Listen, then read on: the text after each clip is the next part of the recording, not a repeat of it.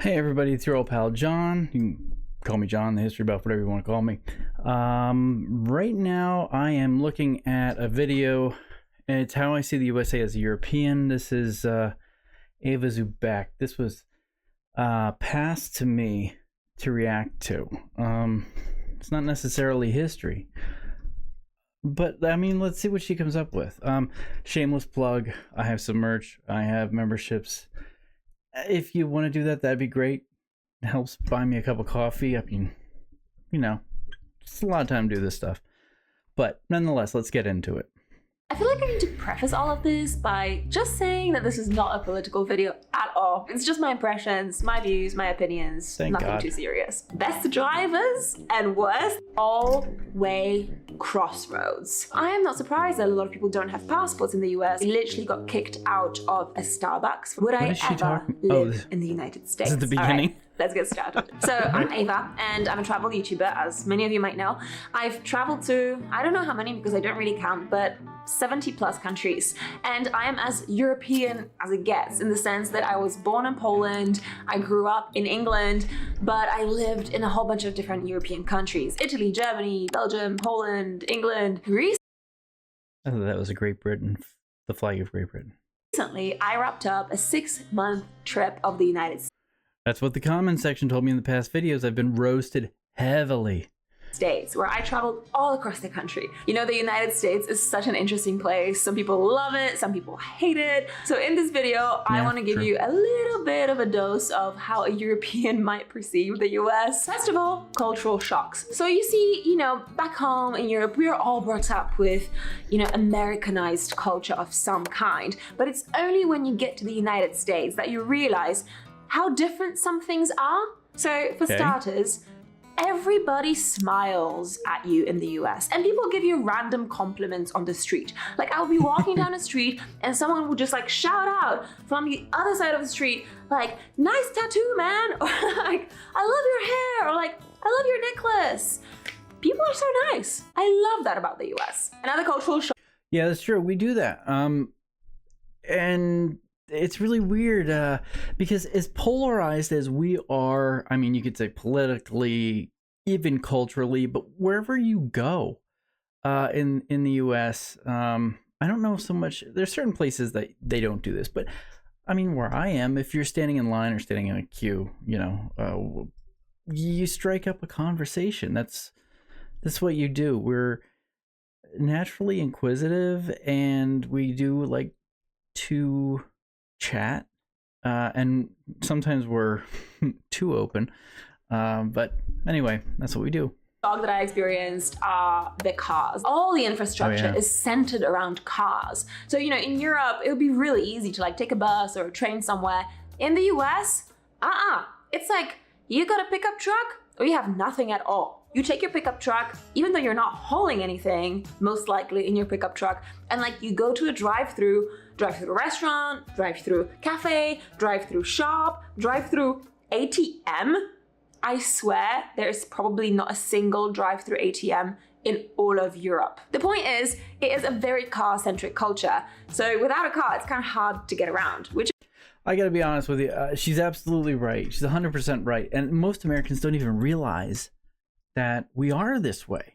Just because, like on the East Coast, it's very hilly. It's, the way the settlements turned out in colonization, things are very weird. No road goes straight. There's, we all kind of live, I mean, unless you're in the city, that's one thing. But, like for example, I do have a truck. That's most, I guess, sort of middle class-ish people, we all have like a third car. So like my wife has one, I have one. And then we have the truck. The truck is because, the United States is a throwaway society. It's like every like third family has like a truck of some kind. I live in Pennsylvania. It gets really cold and really hot. So one is four-wheel drive to get around in the wintertime because you can't take time off work, or you can't not be a place just because there's a snowstorm. They don't care anymore. Well, they never really did. But during the summer, everyone's got Everyone lives in like some kind of suburban neighborhood. If you don't live in the city, you have lawn clippings or whatever that you have to take to be mulched or whatever, and so you do that, or you help a friend out because their refrigerator went bad, and that kind of thing. Because like even if the compressor goes bad, or I don't know, one thing goes wrong, a wire short, it just melts. I have no clue. We don't even bother to fix it, and we're such a throwaway society. We're getting better, but that's more other people. That's not necessarily what I do, but it's good to have, I guess, because we drive them so much that if one does sort of die on you, you need to have an extra one. That's weird to say. And yes, drive-throughs, absolutely. There's drive-through everything. We have a drive-through ice cream stand next to us, or near us. Just a major inconvenience if you don't drive. Also, I feel like in some of the places that I've been to in the United States, the concept of a pedestrian doesn't really exist. Cars first. There's like no sidewalks. True. Pavements. I don't know what you call them in the States. Pavements or sidewalks? I'm not sure what they are. Anyway, it's like they are the least important thing on the road, which is kind of sad because, I like walking. Another cultural... Yep. So if you want to walk in the United States, I mean, if you're in the city, some like smaller cities, they do have great like ways to walk around the city, and you can get that stuff, and that's cool. That's totally cool. But you also have to remember that like for example, where I live, it gets to be 100 degrees Fahrenheit. I don't know what that is in Celsius in the summer, and it can be negative 30 degrees. So that's like what, like Celsius would be like negative, I don't know, it could be -6, all the way up to I don't know, 30s, late 30s in Celsius.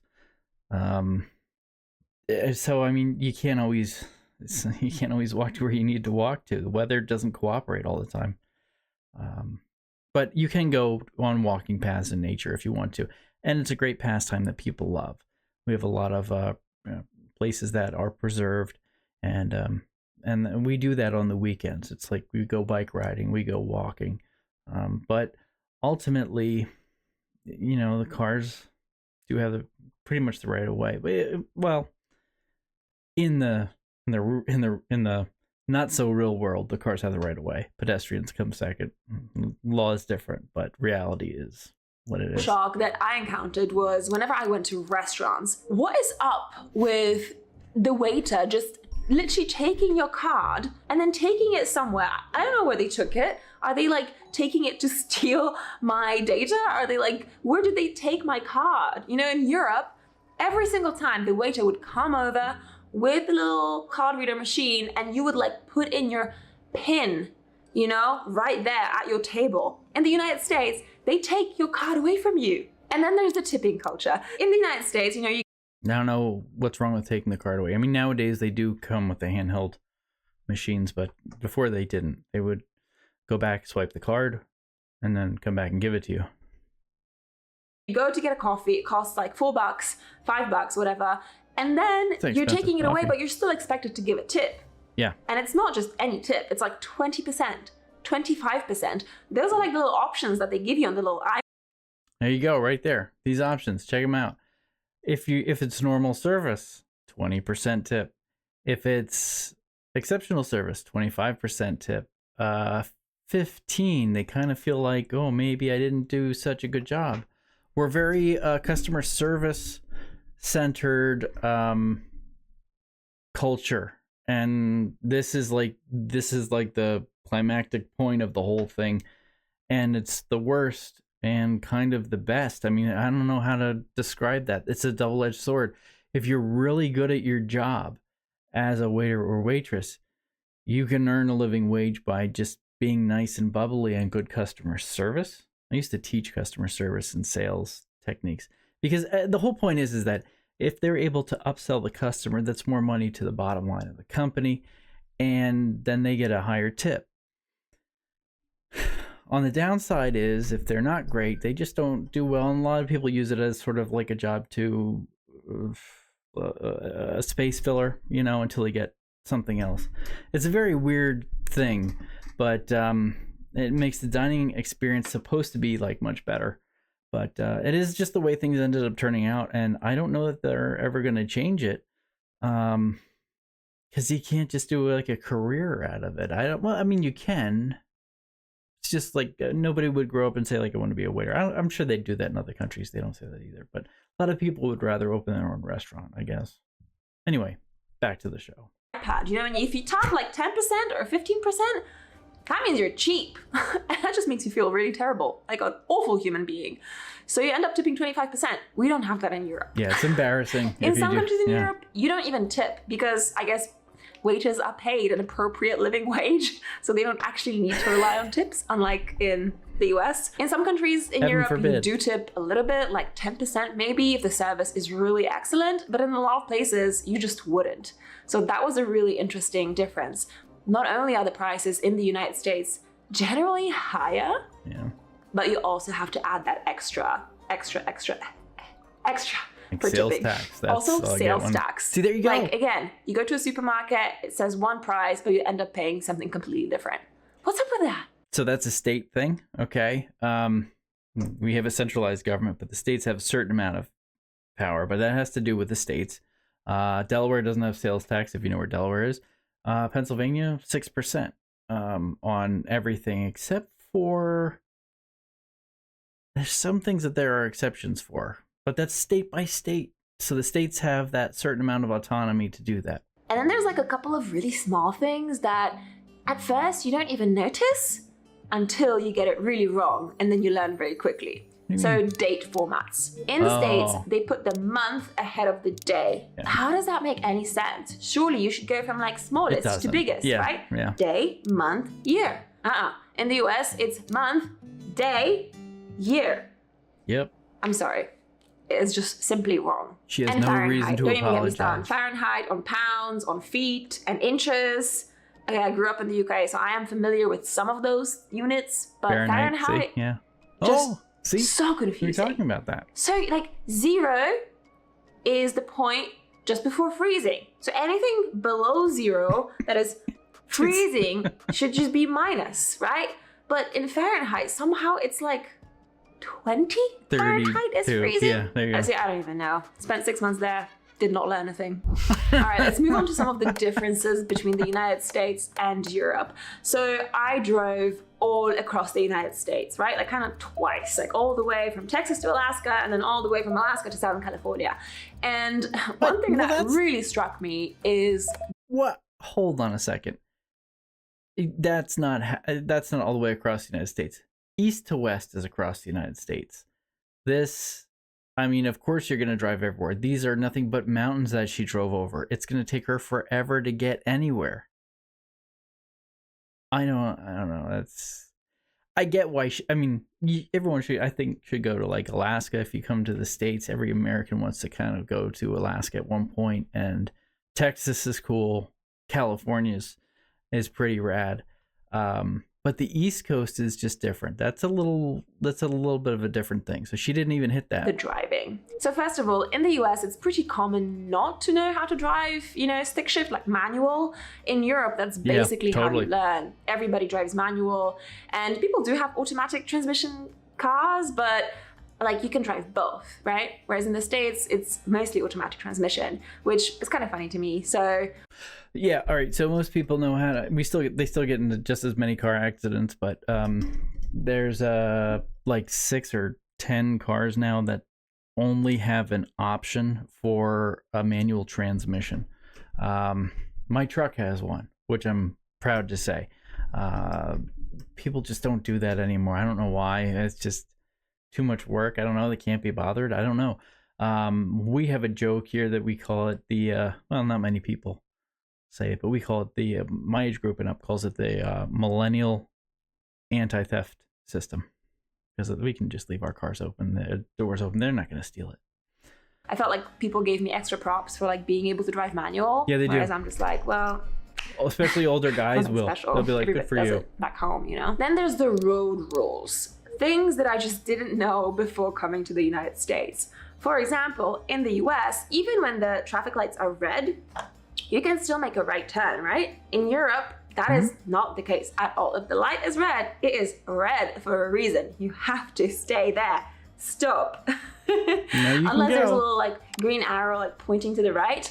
Otherwise, you're standing there and waiting until it turns green. You don't I can't even need a tell green you arrow. how many cars have like literally just sat there behind me waiting for me to make a right turn before I realized that I was actually allowed to do it. But they would just, sit there and like honk at me, and I'll be like, what's your problem? It's red. And then my favorite thing about driving in the United States, Okay. all-way crossroads. You know the What? crossroads with like the like red stop sign and then that says like 4-way or all-way? I still don't know what the difference is, but what it is, and this Uh-huh. is mind-blowing. Four-way You stop. drive up to this crossroad, and then the first person that got to the crossroad has priority. Mm-hmm. So there's 4 directions, right? And then there's 4 people competing for priority. So you gotta sit there in your car while driving and like calculate, okay, that guy was first, that woman was second, then that guy, and then I'm fourth. And then there's more cars coming. So it's Yeah. super confusing. Like It is. it's like a big mental workout. I am not kidding you. I used to find this so confusing. And like, I just didn't even know that was the rule. So it took me a little while to kind of figure that out with the help of a friend. I would just like literally stand there and like wait for people to go because I had no idea what Yeah. the Sometimes hell people do was that. going on there. So what it tends to cause awkward situations. Like if everyone gets there all at one time and stops, that's like a nightmare scenario. But the worst on top of that scenario is if everyone gets there all at one time and 2 people go and you go, and you're going like this back and forth. And what always happens is 2 people go at the same time and then they both stop. And they're like, all right, go like that. They both do it. And then they both go again and stop. And finally someone gets angry and just goes. The roundabouts are, I think, better. In Europe, the person that's on the right always has priority. That's it. So you don't really have to think about it very much. Another big difference between Europe and the United States is the sheer distance of everything. So back home, you'd like drive to the next city and you'd be like, yeah, I'm like 3 hours away, I'm like 200 kilometers away, whatever. In the US, like people don't even talk about driving in terms of hours. They're like, yeah, it's a 2-day drive. A 2-day drive? Like in Europe, that is literally like the other end of the continent. In the US, you're just like driving from one state to the next. It's pretty radical. And also Texas is huge. It's like never ending. Texas never ends. That's true. We also, we do a lot of things like that. We talk about how to get to places in terms of time. I'm about 4 hours away or something like that. But we do drive across states because we have the interstate system. So you can actually go in a straight line somewhere. And the interstate system is great. It's a result of World War II. Eisenhower, who was the general, then became president. He started that idea, or at least that was, he implemented that idea because of supply issues across Europe. And the idea was in case the United States ever got attacked, we could send supplies quickly to one end or the other end. And so it's actually a pretty efficient manner when your country is car centric. You want to get the most straight distance. Never. My leg is asleep. That's what happens when you talk about the weird stuff in the United States. Moving on to some of the expectations versus reality. Okay. Oh yes, hello little boy. I actually like her. She's kind of cool.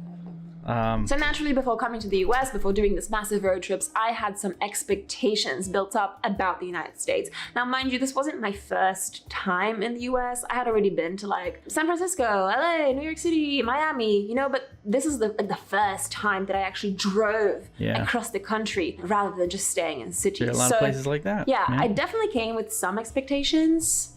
So let's see how they matched up to the actual reality. Okay, first of all, I really thought that I would see guns absolutely everywhere. No. Honestly, like to be completely honest with you, I expected that every Walmart would sell guns. That was literally the idea that I had in my head, that every single Walmart in the United States had a gun section. That is not true. Well, there's all kinds of sections here at this Walmart beyond the groceries. There's one thing that I do not see is guns. It took me like That's more of a Texas thing. It's sort of like you buy a bottle of vodka, you get a free gun. That's one of the jokes about Texas. But in the northern states, that's not really a thing. The Northeast, California, Washington, the West Coast, that kind of stuff, not so much. In the South and in the central part of the country, I mean, you do occasionally see someone with like a gun on them, but that's even like you do a double take just to check. It's like, whoa. You wouldn't think twice, I guess. You would think twice, but it's a weird thing. You just don't carry them in the open. Most people have them hidden. I don't want to get into that. 5 Walmarts before I actually got to the one that did have a gun section, which was really interesting. Like in Europe, you just do not see guns ever. But in the US, they are relatively common. You do see in some states, obviously like states that are like open carry states, you see people with actual guns, like right here, which is interesting because that was an experience I never had before. But I definitely expected to see more guns than I did in reality. Now, this is not a video about gun problems and gun laws and things like that. I'm sure we all have our opinions. The fact is that I just expected to see many more gun shops everywhere I went, and I did. One thing that I was kind of worried about, I expected everybody to always talk politics. Because again, politics is such a big, contentious, polarizing subject, not just in the US right now, but all around the world. So I was really worried that I would come to the US and I would have to have political conversations with people. Nope. And that fortunately didn't happen. I mean, the funny thing is that if you're from the States, the way that you have a conversation is telling of your political stance. The way that you joke about gun laws, or even just like looking at fences, with like Trump 2024 or Biden something. There is so much politics all around the US, and like I think in the like psyche as well, in the American psyche. But luckily, I think as a foreigner, you get the privilege of not having to talk about politics. And I feel like people do see you as a bit of an alien in some way, that they just kind of spare you the political discourse, which is great. I'm honestly not there. Like nobody in the United States really wants to get into it because we are so polarized about it. And frankly, in 2023, I don't know about you guys, but I am exhausted about hearing, like for me, I mean, and I don't want to say anything about this, but it was sometimes when some people are, the president or whatever, it gets exhausting hearing about the next crazy thing that person does. It's scary. It's sort of like PTSD. And, then there's the other side, and they love that, constant update, flexing and all that other stuff. And then there's, the hardcore liberal side of things. And the bottom line is that when you get really down to it, I truly believe that most people are somewhere in the middle. Not everybody is as ignorant in the United States as people think. We always highlight the ignorant ones because, I don't know, we're Americans, but it's not, you're painting with a broad brush if you say everyone's this ignorant. It's not the case. It's like, I'm sure it's that way in other countries too. It just, we set ourselves up really hardcore for it. I'm not there to talk about politics. I also expected all the food in the States to be absolute and utter trash. Garbage. Some. There's so many of these words that now just trip me up. Garbage is American, trash is British. We say is trash? It? Yes, I think it is. Okay, so I expected both. all food in the States to be trash. It wasn't. It wasn't all bad. Maybe that's because I have been following mostly a vegan diet, so I have been avoiding a lot of the like super processed stuff. But the fact of the matter is that trash food is very, very, very cheap and very widely spread. Yep. But in the US, you can also get some of the best food in the world. It's just that it costs a little bit extra. Whole Foods? Yes. I love you. Whole Foods is wonderful. Whole Foods is probably like it's as clean as it kind of gets in terms of a large store. A lot of organic stuff, a lot of, they don't put the extra stuff in there, those kinds of foods compared to a large grocery store, which we have large, or supermarket. We have huge versions of those.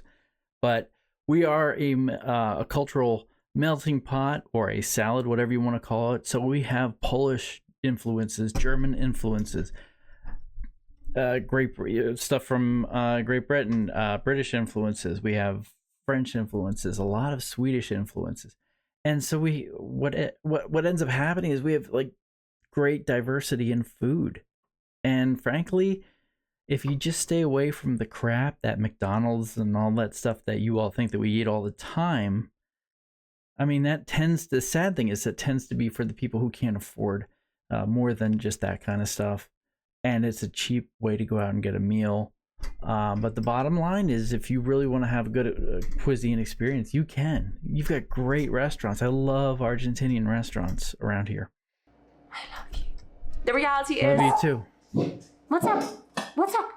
Intruders? The reality is that the US has the best and the worst food in the world. Yeah. It's just that the best food comes I don't at a know very if it's high the price best, point. but I feel like back home, more people have more access to better quality food. Yeah, probably. For like much lower prices. All right, let's move on to some of my favorites, some of my least favorites, some of my frustrations, some of my struggles. Best drivers and worst drivers in the United States. My favorite places in the US, Montana, Wyoming, and then Central Nevada. Not Las Vegas, never been there. Like the deserts of Nevada. They're really cool. Just so much nature, so much space, so much beauty. Least favorite place in the United States, Yellowstone National Park. She did say it. I was went there wondering. like at the height of the tourist season. But man, that place is basically just a massive glorified parking lot. It is like nature completely Disneyfied. Yeah, all right. So a while back when they created Yellowstone National Park, it was for its beauty. It was supposed to be a reserve. It was for its majesty. It was a wonderful place. But it's taken on this name and it's whatever, and it's become a huge destination for people. And oh man, it's kind of getting it's out of control. There are a lot of places like that. And you know, okay, it's great. It's probably more widely accessible to a lot more people, but I just feel like it just lost its charm. So Yeah. I might give it another shot in the future, but I wasn't wowed. Don't Best hold your drivers breath. in the United States, Washington and Oregon. By and large, very polite. Worst drivers, Nevada and Montana. No, Massachusetts. That's why we call them massholes. Oh my God. And I'm sorry to Oh, and New Jersey. say, but if you own a Ram pickup truck, you are very much in that category. I can't tell you how many pickup trucks have like passed me while like you're honking and showing me obscene gestures for not going faster. It's like, man, my car is like 17-year-old, 3.5 ton expedition rig. I cannot go faster than 60 miles per hour. Physically impossible. You know, have some respect. That's funny. Yeah, Ram pickup drivers. Yeah, they do. They even have these things where they have a pair of metal balls, big balls that hang off the back of a truck. They're called truck nuts. And it's I don't know. It's very funny. But yeah, when you're in Montana though, the speed limit is either 70 for, you know, major roads, or really no speed limit at all. It's kind of like Germany in a way, but people are assholes about it. Not my favorite type. Here's a few things that I found frustrating and nice surprises in the US. So, you know, I walk barefoot a lot of the time, and I literally got kicked out of a Starbucks for being barefoot. And there's plenty of restaurants and cafes and shops that have like that really obnoxious no shirt, no shoes, no service sign on the front door. Man, it's like, like I'm not hurting anyone by being barefoot. So that was a bit annoying. And then a lot of places don't allow dogs. You know what? That came from the hippie days, I believe, in the 1960s, when people used to just, you know, walk around, and it was like there was this idea of the dirty hippie, and they didn't wear shoes and they would walk around. Finally, they'd be like, you know what? This is my store. you have to wear shoes to be in here. And it was sort of like, it was like the man, the man telling you what to do. There's a lot of that in the US, that feeling, but. Which is also a little bit sad because this little munchkin over here, come here, come say hello. This little can't do munchkin much over with your here pets. would like to go to your cafe, and he's a very good boy. They are making outdoor malls now. They call them lifestyle centers, which is a great manufactured name, great marketing there. You can bring your dog, and they're fantastic. They really are. The only thing is that people tend to not clean up after their animals in the States. They say they do, but they don't always. He's a very good boy, right? Just look at his face. That's actually a pretty cool dog. Okay, here are some of the nice surprises that I had when visiting the US. So by and large, I found people in the US to be really, really, really lovely. Very friendly, really polite, very welcoming and hospitable. Another really pleasant surprise, and this was probably my favorite thing about the US, was the sheer diversity of the country. Before we get into that, I will say, the US we do have a lot of, how do I say this? We will give you the shirt off our backs, as we say sometimes. Sure, other people say that, but there are a lot of people who you describe like, oh, what kind of person is so and so? They're the kind of person that they'll give you the shirt right off their back. We'll give you stuff. I mean, we will do, whatever it is to go out of our way to help you. And, be nice about it. If you your community is the area that you're in, there's still a community sense, and they will stand by you most of the time. Although things have changed more recently, but, I have a neighbor who's a little older, and, we do keep an eye out on him. And then there's another neighbor on the other side. It's kind of a hippie. We always wave, hi, how you doing? Have a conversation. It's community. You probably have it everywhere you go. It's probably not different. So, I mean, there's just so much to see. And I could pretty much wild camp in all of these amazing places in my 4x4 rig. I would imagine that if you're in like a giant RVs, what the hell? We don't even have those in Europe. Okay, yeah, all right. The United States is extremely diverse. If you think things are diverse in Europe, you have to come to the States and see it. It's just the way it is. I'm not judging specifically or hating, I guess, or anything like that. But we have deserts. We have gigantic mountains. We have river deltas. We have glaciers. We have just flat land for miles. We have we have old historical in the Northeast. We have Mediterranean. We have like the what would you call it? The Caribbean in the South with Florida and everything in between. So when you say that like people that Americans get the stigma because they're not worldly, well, first we got to get to see all the stuff in our own country, and then we'll come and see yours. And you might not want us to, but we have to see our own states already. I mean, most people don't even get to do that. RVs. That's definitely RVs are a great way to do it. It's a retirement thing. Culture shock. Anyway, I can imagine that if you're in a giant RV, that wouldn't be the case. But in my little truck, I had access to so many beautiful places, and that was just awesome. Yeah. So, back home in Europe, people sometimes make fun of Americans, saying that, oh, they're Americans, they're not very cultured, they're not very well traveled. But you know what? I completely get it now. Like, I get it why most Americans don't even have a passport. Because everything is so far away. In Europe, we have this amazing privilege that we can literally hop on a train or hop in the car, and within a few hours, we are in a completely different country with a separate language, a different culture. It is just so diverse, and everything is really close together back home. But in the US, everything is so far. Even getting to the next state is a trek and a half. So I am not surprised that a lot of people don't have passports in the US, or that they haven't traveled abroad, or that they don't know other languages, because in order to do these things, you have to be quite privileged financially. That's true. And that's sometimes forgotten when people make fun of the U.S. because there's a lot to make fun of, believe me. But again, when you leave, you have to be able to afford the flight over there and back. And most people aren't. And you're going from usually one of the major hubs, which is Atlanta, Nashville, maybe Boston, New York City, LA, Seattle. I'm probably forgetting a bunch of them. Denver is a big one. You have to be near some of those places to begin with first, because otherwise you end up taking a small flight to get to those places and then to get out of the country. It's very inconvenient. And that's why we have a lot of touring companies that'll set all this up for you. Which back home in Europe is a very different kind of dynamic.